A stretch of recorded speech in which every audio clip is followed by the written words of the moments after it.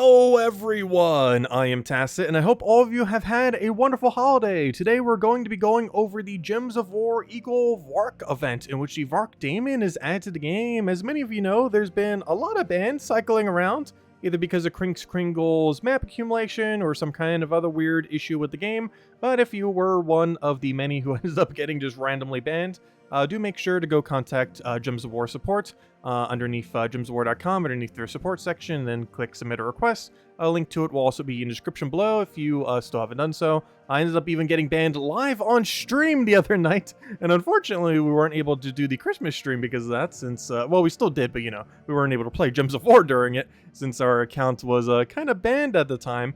They do get around to it about 24 hours, a little bit over 24 hours. So within about like a day or two, they do end up getting around to that. That will hopefully be fixed very soon. But until then, definitely make sure to go send a support ticket if that ends up that issue ended up happening to you. Unfortunately, one other side effect that I happen to have, which I'm not sure how they're compensating for, though there's a lot of things that they kind of need to compensate for because of that, but one of them is it actually wiped all of our points from the event. The 163 I have right now were the battles I was able to get in right at the end before the day ended. However, the 490 something that we had that we were just about to get winter armor with, well, we don't have anymore, so I guess we gotta wait a little bit longer. I was gonna get it on Christmas, and not only was our account banned at the time, but it wiped all of our points. But, well, we'll just have to wait a couple more days. But anyways, let's start getting into all the standard event stuff. We'll be covering a bunch of teams throughout the entire week, all the event objectives, all the normal stuff we cover in the weekly video. So let's start with the Vrawk Daemon. So this comes out with a bunch of yellow red arcanes. We need to stock up on them. Only 200 glory each. Great time to do so. As far as your troop itself, it's very hit or miss. Reminds me a little bit of Weaver, but like way, way, way worse. Weaver in the sense that it gets a lot of mana accumulation if you can actually get a kill. Problem is, this thing is going to be a lot harder to get a kill with. It's a 12 mana cost that ends up having a basic amount of damage to an enemy, and there's a 20% chance to devour them. Compared to other 20% devour troops, I feel like the Gluttony will end up being a little bit more consistent, even though they're both a 20% chance. The fact that and even though Gluttony's devour is also random, Gluttony does get a consistent 4 explosion every single time, regardless if it kills or not, which that alone is enough to kind of push it over a lot of times. The biggest issue with this troop is it only gets mana accumulation if the enemy dies, and if it does, it'll create 12 red dragon gems. 12 red dragon gems, a very good thing to be doing, but with how inconsistent that's going to be, and that it's only going to be killing probably about 1 in every 4 times. I say that because obviously it's a 20% chance to devour, though of course occasionally you'll kill off of actual physical damage, but for the most part, probably not worth trying to build around. Doesn't have anything good enough underneath its traits to really justify it. It does have a little bit of spell reduction, which synergizes a little bit with a devour, but for the most part, it's not really something you're going to deliberately put onto your team unless you just kind of want to mess around with it. So overall, a pretty unfortunate trip to end up getting. However, this is a Blighted Lands week, and with that being a Blighted Lands week, it is a great week to be opening event keys for nothing else to be able to get extra magic bonus. Blighted Lands, as of this week, can end up hitting 25 star, which is a little bit extra gold. However, the main goals that you're looking for are things like 5 star, 10 star, 20 star. All of these are milestones that end up giving you 1 permanent extra stat. And the extra stat bonus for Blighted Lands is permanent magic, the best stat you can pretty much end up getting. So it is a good idea to open up event keys, if for nothing else, in order to go and upgrade the kingdom. So as far as what is actually within the drop table, if we go over here, click show all, we can end up seeing everything here. So everything not in the drop table includes the 4 Fell Roost troops as per usual, of course, nothing from the faction. The Devil, which is a Terra card that's only in the Valky drop table. And I believe there was one other hiding down here. Yes, the Red Doom. So those 6 options are not in the drop table. The Red Doom, which is from Red Tower of Dooms, the Devil, which is in Valky's, and the 4 faction troops, which are of course from their corresponding Fell Roost faction. Everything else that you see here is indeed in the drop table. So what is there worth trying to get in this kingdom? Well, kind of nothing. Even though it's worth opening event keys this week because, you know, it's a magic bonus, there's like a few good empowers in here, like Lemeshtu, Hero of Damnation. You probably see these in Guild War here and there. But aside from that, it's a pretty average, slightly under average kingdom. Daemons have definitely fallen off in the meta in current years. To such a degree, they actually had like a super anti-Daemon troop in the past. That at the time was kind of okay because Daemons were kind of good, but you know, you'll pretty much never see it these days because, well, Daemon teams just aren't really much of a thing these days. Overall, it does have some annoying things like the infinite reviving Inferno King and stuff like that. Amnesia, while generally not a particularly good mana accumulator, does have among one of the better summons in the game of being able to do Inferno King. But for the most part, if you're opening event keys for this week, you are doing not so necessarily for the drop table, but because you want additional magic permanent bonuses forever from Blighted lands, either to get the 5, 10, or 20-star milestones. So that's basically the entire value of opening event keys this week. Not for the troops themselves, but for the permanent bonuses that you'll get to all your troops. Anyways, aside from that, World Event, pretty standard. Just don't do the lowest rarity thing, which is Venberic. Just don't do Venberic, and you're pretty much good to go. We have standard spell increase, Daemons, while a little bit restrictive as far as what we could do. Probably every single one of your team wants has like a Merilith or something similar. You have access to double empowers and 2, even triple empower if you really wanted to go all in. So a lot of things that you can end up structuring around to end up giving you a bunch of mana accumulation and be good to go off of that. So overall, not the most annoying one. Daemon's a little bit of a weird restriction though, but with how many empowers and somewhat decent mana accumulators that they have, it should end up being a perfectly fine event to end up rolling through. Hey, tribute's ready. Anyways, so as far as other things, one other pretty noteworthy thing to mention, which we slightly mentioned when we were mentioning the Kris Kringle thing. However, this is the last week to end up doing the Kris Kringle battles, so definitely make sure to keep doing those daily. Your 3 battles, and of course, if you want to spend like the 50 extra gems to get a few extra battles, or however many more you want to do. However, if you do the free battles every single day plus the 50 gems, you will be able to get absolutely everything you need, which is armor, 1 Kris Kringle, then use a blue orb on it, 5 toy bags, a 6 toy bag to get the golden toy bag, the orb of power if you still need it, and that's basically it. Do keep in mind if your account was banned for a day or a few days that you should account that into how many points you need, which might require you throwing a few extra hundreds here and there in order to have enough by the end. So do make sure to kind of recalculate for that based on if you were or were not banned. So if that did end up happening to you, do make sure to account for whatever lost points you may have lost, either from it wiping your entire amounts like it did to me, which I assume it did to everyone, as well as the fact of however many days that you ended up missing that you weren't able to do the battles for. So do make sure to account for that for getting whatever rewards you're looking to end up getting from it.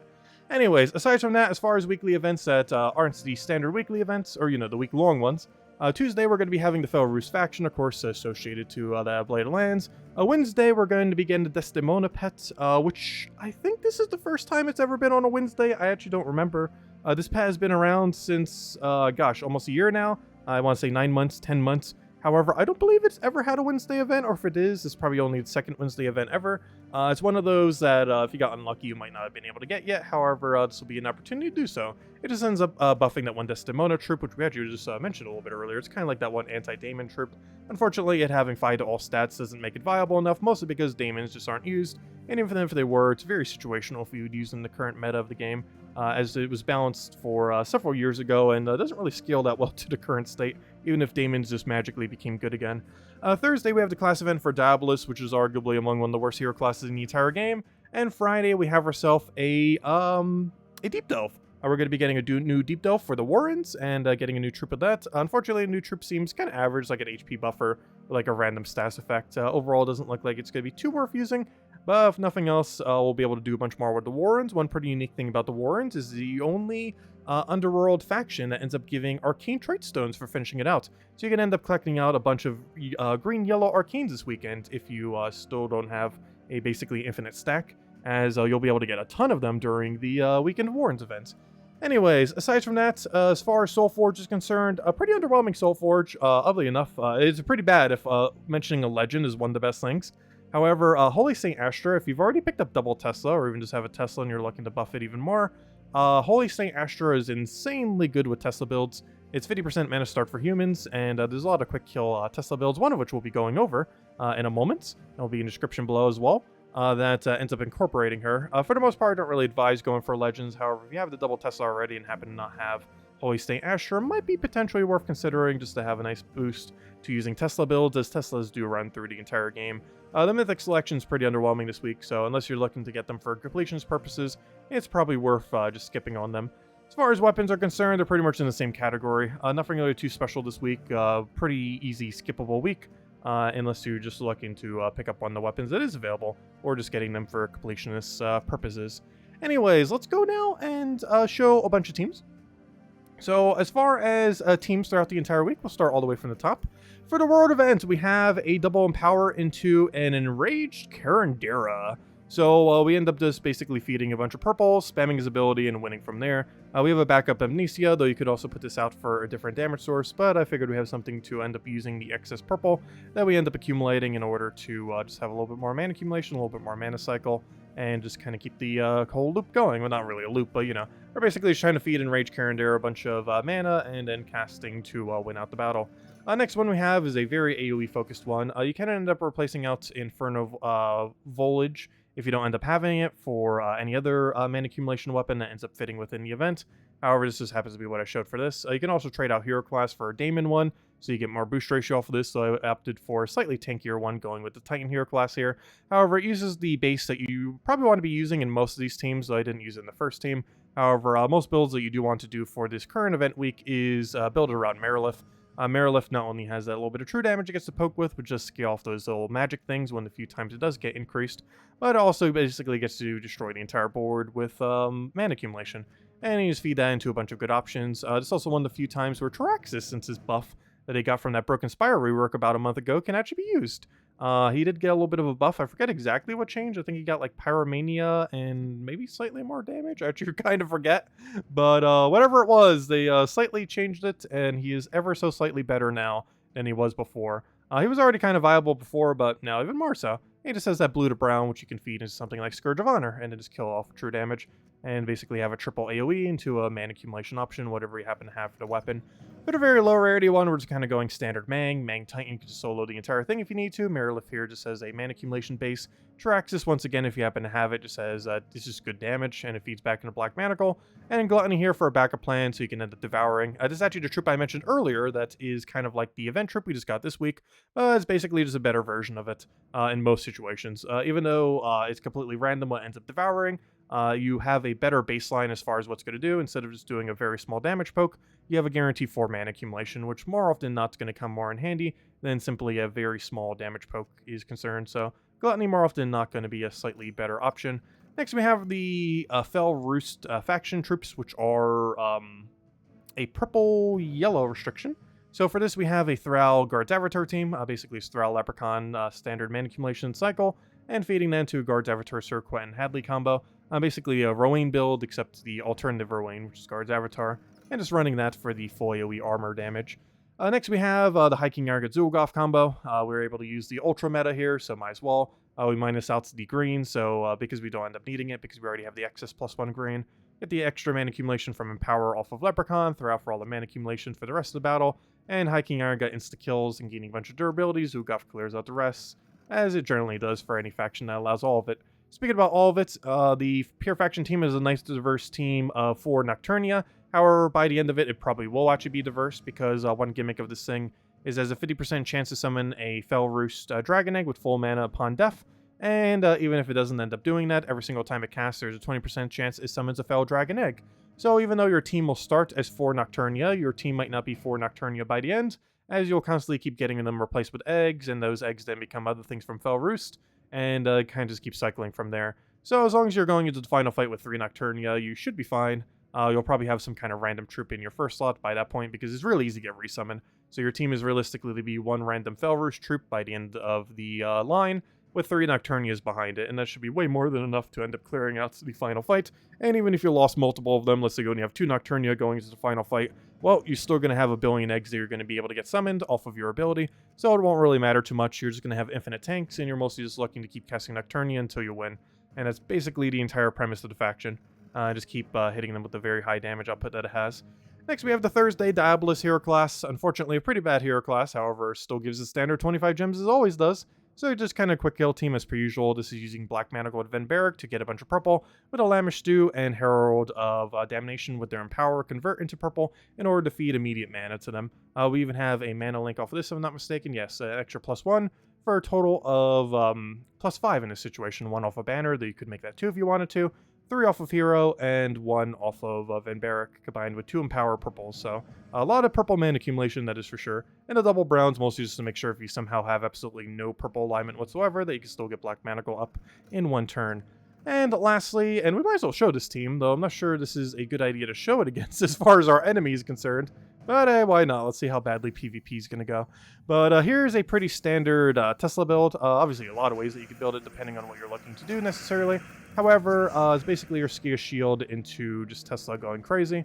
Most Tesla builds do use 2 Teslas. You can, of course, go with 1 Tesla. Okay, it's going to be a little bit annoying initially. We do need a lot of armor in order to make this work, and a little bit of a weird sticky situation. We're not actually frozen on green, oddly enough, so I can end up taking that over, and I need that so I get my double Tesla. We were not frozen on purple because we don't use purple. One actually funny strategy that you can end up incorporating, as if you're not using a specific color, well, you can't be frozen on it. Actually, probably should have buffed Hero there, though. I'm not sure it's going to matter too much. He does have Submerge, which is going to matter a lot, though. That's a little bit annoying.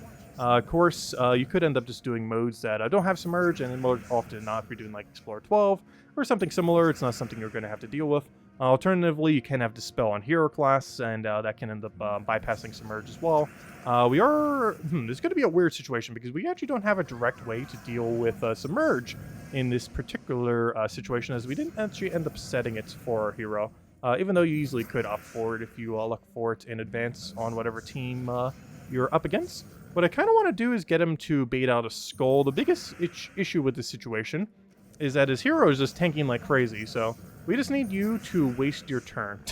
Like, do literally anything that will drop that, and we're basically just good to go. That actually moved exactly what we need to be in first slot, so we can then go for the wipe, though I'm not sure we have enough ratio. However, you know what you can do? You can cast Holy Saint Astra for that little bit extra armor, and then hopefully go for the wipe. Unfortunately, going to be a little bit shorter here. Gosh, we need to go show this in Explorer 12. It's going so horribly against Submerge. It does happen, though. In Underworld, you can easily bypass it just by running any Dispel hero classes. And generally, if you're using this, you're probably using it in an upscaling way to kill out things like pet battles or Explorer 12 or something similar. Like, for example, let's go to... let's just go to, like, Golvania or something. So, good, we are on Explorer 12 here. So if we end up doing the same premise here, obviously it's good to go way smoother. But, mostly just looking to get our initial mana going. You can use a dedicated mana accumulating weapon if you so choose. You do want to try not to hit them too often if you can help it. It's not too big a deal, but of course, the more armor you have in play, the more boost ratio you'll end up being able to get. Let's see. There are some battles where you end up needing triple Tesla. It's one of the reasons why you generally don't use it too often, as far as, like, it's one of those things that can scale through the entire game. But you have to be careful not to become too dependent on it, as it does get kind of slower later into the game compared to other options that are available. However, it's a nice team that can win against pretty much any fight.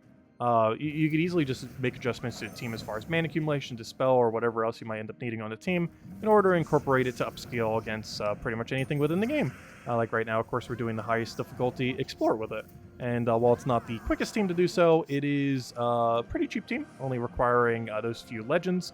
And weapon could be pretty much anything you want. In this case, it's a Skia shield, though it can be any vast variety of mana accumulating weapons. But anyways, all those teams that we ended up mentioning will be in the description below if you want to go and comment, or if you want to go and copy-paste any of them, also be in the comment section below. But anyways, guys, I hope you all had a wonderful, wonderful holiday. Once again, if you did end up getting banned randomly for any reason in the last several days, definitely make sure to go contact Gems of War support, as they will be able to go get you unbanned within about a day or so. If you guys have any other questions, feel free to leave in the comment section below. Feel free to leave a like on the videos. It helps out a lot and is greatly appreciated. And I will catch all of you guys later. Goodbye, everyone. Thanks for watching.